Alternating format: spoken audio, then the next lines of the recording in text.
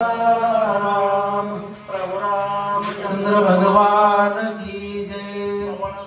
हनुमान महाराज की जय। शांति ब्रह्म एकनाथ महाराज की जय। सद्गुरु भगवान बाबा की जय। श्री गणेशाय नमः। श्री रामचंद्राय नमः।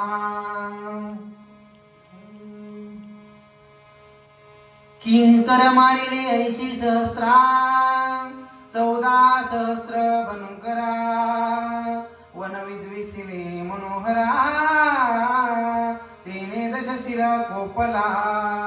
या ठिकाणी असणारा नाथ महाराजांनी असणारा आध्याला कथेला सुरुवात करताना आणि असणारा त्या ठिकाणी असणारा आपल्या स्वतःच्या गुरुला गणपतीचं स्तवन करून आणि पुन्हा सांगत की असणारा हनुमंतानी आणि अशोक नावाने असणारा संदर्भ झाले तर ते असणारे अशोक असणारा उचलून टाकलंय आणि असणार तिथं जे किंकर होते त्याला राखण बनकर जे होते 14,000 हे सुद्धा असणार त्या ठिकाणी त्यांनी आणि मारलेलं आहे हनुमानजीने त्यांना।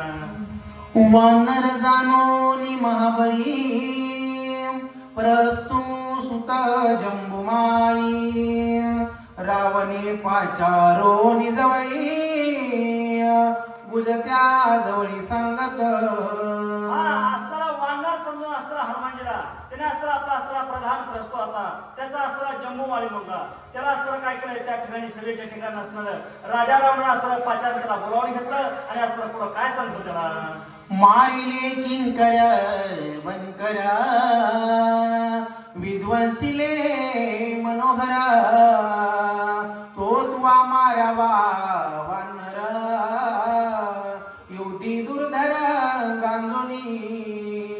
एवढा असताना आपला अशोक कोण होतं याचा असताना विध्वंस केला त्या वानरानं असणारे आपले जे 14,000 जे राखणदार होते त्याला सुद्धा असताना त्या वानराला मारलंय। म्हणून तुम्ही असताना काय करा या ठिकाणी तुम्ही जा आणि त्या असताना त्या वानराला मारा त्याला असताना जास्त असतात त्याला आणि सांगलं राजा रावण वानर न मरता देख तुझ परतल्या एकाएक तरी तू हरविले नाशिक नपुसक राक्षसमता। तुम्ही असताना जाऊन काय करते असताना त्या वानराला मारा आणि जर तुम्ही असताना वानराला नाही जर मारलं तुम्ही आता त्या ठिकाणी त्या युद्धाच्या ठिकाणी जर तुम्ही हरला तर आपला असताना काय होईल अपमान होईल आपण गोष्ट अपमानित होतो आणि आपल्या जे आता जे नागमाई समजा आपल्या एवढा विध्वंस केलाय त्याचा असताना काय होईल आपला अपमान होईल त्याच्यामुळे तुम्ही असताना नपुसक असणार तुम्हाला आपले राक्षस लोक हे नावं ठेवतील असा राजा रावण आणि आपल्या प्राणाला सांगत आहे। वानरान करो मर्दना तेव्हाची तुझे काळे वदन रास भारो नवमान मोते पवपन मस्तका। तुम्हाला सांगतो मी असतात त्या ठिकाणी जर तुम्ही असतात त्या वानराला जर नाही जर मारलं तर तुम्हाला काय केलं असतं कसं गाडवावर बसून तुमच्या असणारे 5 काढू त्याच्यावर असतं शेंदूर थापटा घेऊन आणि तुम्हाला असताना समजा गावामध्ये मिरवणूक तुमचा अपमान करू नाहीतर तुम्ही असतात त्याला मारून या असा राजा रावण आणि आपल्या प्रधानाला जम्मूमाळीला सांगत आहे।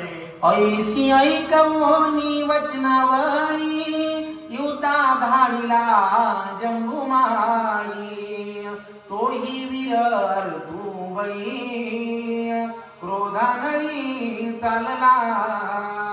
अशा असणारे वचन असणारे राजा रावणाच्या मुखात असणारे जम्मूमाळीने ऐकले आणि त्याला असतात त्या ठिकाणी असणारा युद्धाचे असणारे ईर्ष्या त्याच्या अंगामध्ये निर्माण झाले आहे आणि त्या युद्धाच्या ईर्ष्येमुळे आणि त्या असणारा जम्मूमाळी संघ विजय करण्यासाठी आणि निघालेला आहे।